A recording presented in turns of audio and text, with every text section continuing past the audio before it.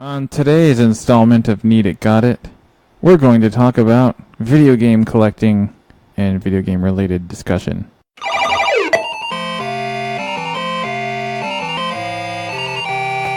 Yeah, so in the last year, I mean, really since 2018 started, I have sort of gone down the deep end of video game collecting. And it's been an interesting trip so far. I originally got interested in it. Well, I mean, I've been interested all along, but it's always been sort of like financially. I didn't know what it was like to do it. I've never been to the stores. I never took the dive. And the thing that made it easy was AT Games or At Games, however it's put, is a much maligned company because they make clone video game systems, but I really like them. They put out a version of the Sega Genesis that had 80 built-in games for like $40. Only 40 of those games were actually Sega Genesis games. The other ones were like, chess and pool and all this kind of nonsense. Right. But that was sort of, but the 40 games is a really good library. I mean, you have Sonics and you have, Golden Axe and Altered Beast, Comic Zone, which I know is a game that you really like, and a bunch of others. And that sort of sent me down the rabbit hole.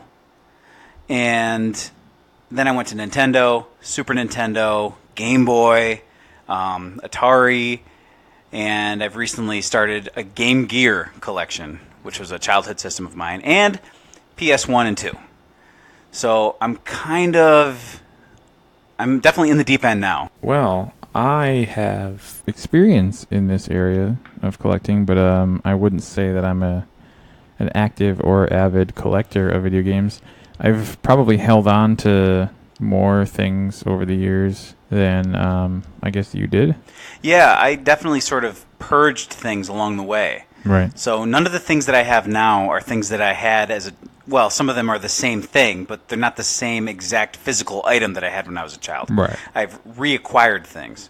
And it's interesting collecting. Nintendo is the hardest because they have the most iconic brands, most iconic characters, so those things tend to be expensive. Super Nintendo is really hard to collect for because everything that you want is, 10 times as much as what you spend on regular Nintendo and especially Sega Genesis. The great thing about that system that I mentioned earlier with the Sega Genesis is not only does it come with the built-in games, but it has a cartridge slot. Right. So you can go to these used game stores and buy Genesis games, and I can walk into these stores, even if I only have $10 in my hand, and I could usually walk out of there with 2 Genesis games for that.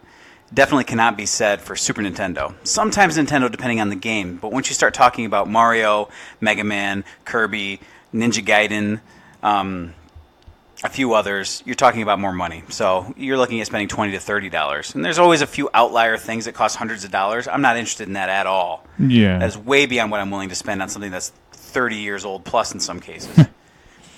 But the real collectors out there are definitely into that sort of thing. Yeah, I'd like to do more of it than I have or have been doing. Maybe not on the level that you have found yourself swimming in.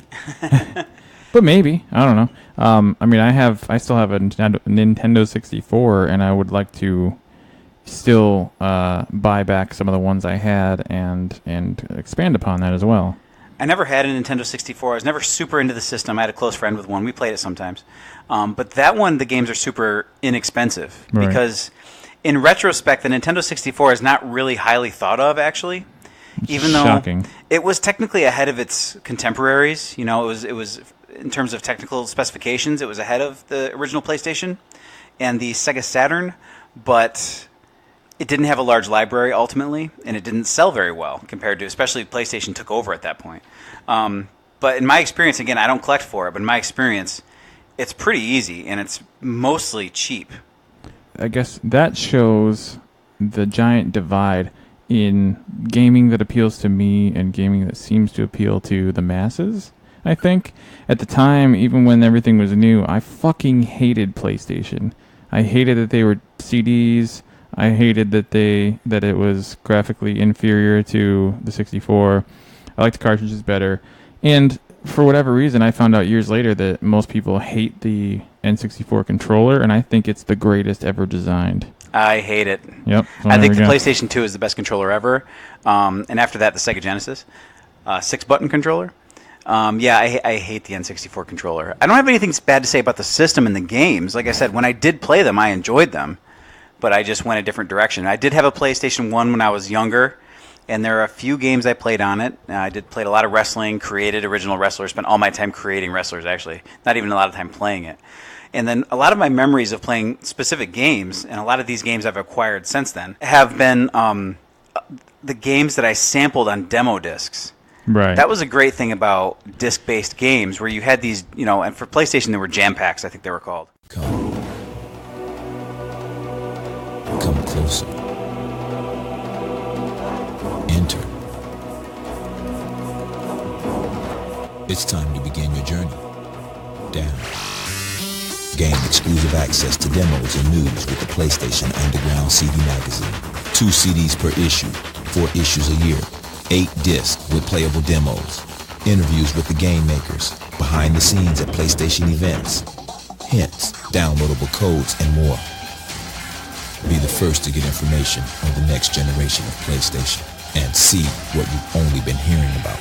Finally, a magazine that doesn't make you read, it lets you play. Call 1-800-983-SONY. There's no going back. And you'd get a disc, and you'd have like 10 or 20 demos on it.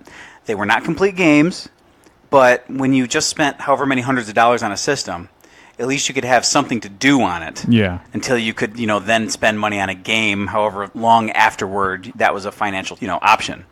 So you could play the first couple levels of Tomb Raider and the first couple levels of Metal Gear Solid and, a quarter of football and 1 racetrack on Ridge Racer or whatever it was. Right. So the demo discs was a cool thing about the CD-based systems. That's one point I do have to concede as far as CD games.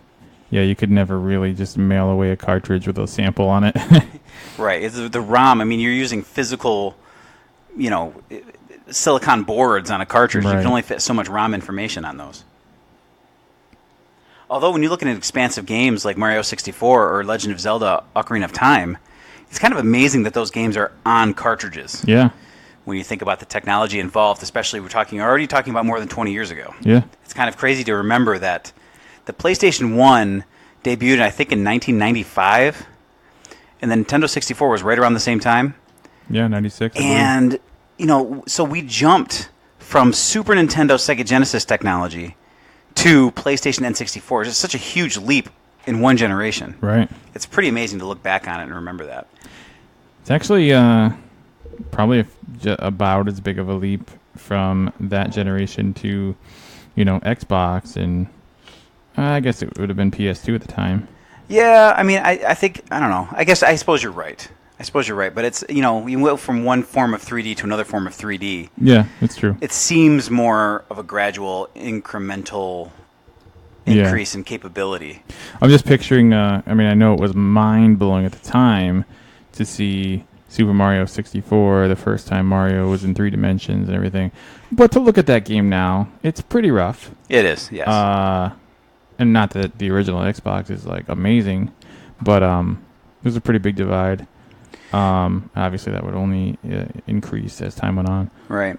The first time I remember being amazed at a graphical improvement was playing, I think it was NFL Quarterback Club on N64. Because, like sports games, that was a huge improvement. And there was, 3D polygonal characters on screen. It was like, this is real life. This is photorealistic. Right. You didn't realize how much farther it would go. Right. You should expect it to happen, but at the time, it was just such a leap. But yeah, but anyway, I don't collect for the N64. I collect for the Nintendo. That's pretty easy, pretty cheap for the most part. Super Nintendo is hard to collect for. It's more expensive. Sega Genesis is pretty easy, although Sega Genesis has this certain genre that it's known for, which is spaceship shooters. And those tend to be super expensive. There's a game called Musha. There's another one called Truxton. There's another one called Guy Harry's. Those are like the 3 big overhead view spaceship shooters on Sega Genesis. For just bare cartridges, no box, no manuals, no nothing, like $200+. So it's kind of absurd. But for the most part, other than that, Genesis is easy. Yeah. PlayStation 1 and 2 are also really easy and cheap, huge libraries. Right. And most of the handheld systems are really easy to collect for. Game Boy Advance has been really fun because it also plays Game Boy and Game Boy Color games. Right. It's a huge game library. Yeah. And the Game Gear I collect mostly for fun. The game library is not that great, especially compared to the Game Boy Advance games. But the Game Gear I had as a kid and got a lot of play out of it, so I've started getting that one just because it's a novelty. And again, like a Game Gear cost me like $35, and the games usually are less than $5. So that's just mostly for fun. Yeah, Game Boy is something that I have a bit of a fondness for. I actually remember we got ours, the original Game Boy, a few years after the rest of the world did. Namely, I remember it was whatever year, 89, 90, that was the hot Nintendo product. Cousin Adam got one and brought it to Grandma's house to show off to everybody. So, of course, it was, instant jealousy. And we finally got one. It was, even though it was a green screen and, essentially black and white, green and darker green, however you want to classify it. Right. It was endlessly entertaining for what it was. We had tons of games for it. The green thing really worked for the fact that the screen was not lit. Right. It actually provided the contrast you needed, because one thing about I have like a first generation Game Boy Advance, which is essentially a 16-bit system. That fits in the palm of your hand. Yeah. So it's pretty advanced. Thus the name. Right. But they were, Nintendo was continuing with the unlit screen thing. Right. So I have this and it's fun, but the color graphics do not exactly stand out when they're not actually self-lit. Yeah, they're a little smudgy or bleedy, or I don't know how to call it. Yeah. And then you try to sort of hold, the console in such a way that the light hits it, and then you get glare. Yeah. So eventually I will get an SP because those are self-lit. Right. But I think the Game Boy, even though it's kind of quaint, the green thing I think helped with that. Right. In terms of there was no light, but the green thing helped provide contrast. My Game Gear was way ahead of its time. I mean, it came out basically concurrently with the Game Boy, maybe like a year later. Self-lit screen, LCD, and a more powerful technical system. Unfortunately, at the time, that color screen devoured batteries. Right. The thing takes 6 AA's, and if you're playing it nonstop, you can only get 4 hours of life out of it. So when I was a kid, I played it plugged into the wall. I always had the AC adapter plugged in. Yeah. That's how I have it now. I don't even bother playing it as a mobile system. I mean, that's just ridiculous. I plug it in, play it for a little while. That's it. How hot does that thing get? It doesn't get that hot. When I was a kid, I had this huge, not only did I plug it into the AC adapter, but I had this big chargeable battery pack on it, which made this mobile gaming thing even bigger. So to call the Game Gear with the AC rechargeable battery pack on it, and the screen magnifier thing attached to it, it is the last thing, it is not mobile at all. But I loved it. There was tons of variants on Game Boy systems from the original to wherever they're at now. Well, they're not technically Game Boys anymore. They're the DS systems. Yeah, that's right. The last Game Boy system was the Game Boy Advance SP. Okay. Which was the little square that opened up laptop style and had a self-lit screen. Right. I jumped from original Game Boy all the way to, I think it's just called Game Boy Mini? Micro, that's what it is. Yep. Yeah. I still love that thing. It's, it's real small, and it's not, you can't play classic Game Boy games in it. Only advanced games? Design. Yeah, that's the smaller cartridge or whatever. Yeah, but I can play regular Game Boy games in my Game Boy Advance. I don't, Because the profile of where they insert is the same. It sticks out more, because those Game Boy games are big squares, but they still plug into the slot. Shit, maybe I've been getting screwed this whole time. I've never tried it. You've underestimated the capabilities of this thing. I'll have to give it a shot. But it's everything I ever wanted in a Game Boy. I mean, it's not overly big, hence the name micro. It's a self-lit color screen, and just the layout of it is really nice, and it's really good looking, and I thought it was great. Technically, I still own it. I have no idea where it is, though. Oh, so heresy. That means it's probably in my storage unit. Yeah. The other thing that I have is I have another AT game system. It's an Atari with built-in games. Unfortunately, it does not have a cartridge slot, right? Which is frustrating because the original Atari 2600, for as antiquated as a system as it is, there's a very active current homebrew system. Right. Homebrew community. Yeah. And they are still creating new games for this. And some of them look really interesting and fun, and they're not really approachable unless I go get an old school Atari 2600, hope that it works, figure out a way to hook it up to a new TV. Right. It's all very sort of, work intensive. There is a new system coming out called a Retron 75 by Hyperkin is the company. They make a lot of clone systems that you can play old games on. But it looks like it doesn't play these homebrew games. It only plays like original published Atari games, which is silly because bizarre, it's not an original Atari product. Right. It's a clone system. You should be able to plug in anything with an Atari 2600 compatible ROM on it should play. Yeah. But I saw a thing on YouTube where it doesn't look like it does, so I'm not going to bother with it. That's frustrating. At some point, I'm sure it'll happen. Somebody will make one. I mean, if people can make... I have another company called Retrobit. I have a system called a Retro Duo, which has a Nintendo and a Super Nintendo cartridge slot in it, and they both work. Right. If they can do that, eventually the Atari thing will happen, I'm sure. Yeah, I think to me that the element of this kind of resurgence in retro gaming or nostalgia gaming, however you want to frame it, is that the companies themselves or the license holders, whoever they are, aren't doing these things officially.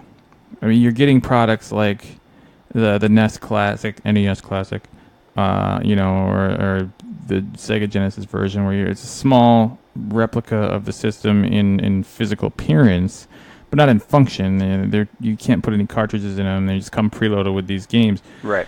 The technology exists to put every fucking game ever created for these things on these systems built in. Especially when you're talking about 8-bit and 16-bit systems. Like, you could put all those games ever made onto one circuit board. And if you don't want to, I mean, I understand that they're probably trying to get you to buy multiple products. Okay, fair enough. But again, why not a cartridge slot? Why not an actual replica? Things like this. Yeah, these companies are not losing money.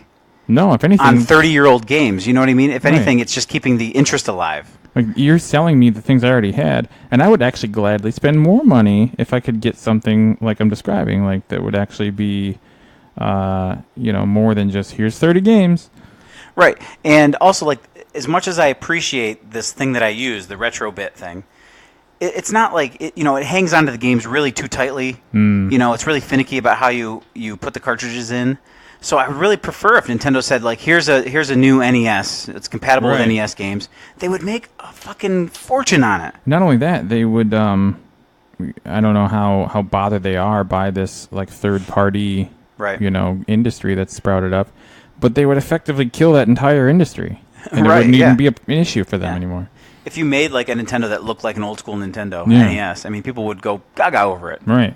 Or even fabricate a new system with official Nintendo design aesthetics that can play, like your console that has the Super Nintendo and the regular Nintendo slot. Right. And Hyperkin, again, they make one that's like a Retron 5, and it's got like Super Nintendo and Genesis and Game Boy and this and that, and then you can buy adapters, so Literally. like you can play, some other system in the slot that's not meant for it with an adapter. It's crazy, actually. But one thing you were saying, though, again, I'll say, like, the Sega Genesis system I have has built-in games and a cartridge slot. Right. And that was made by AT Games.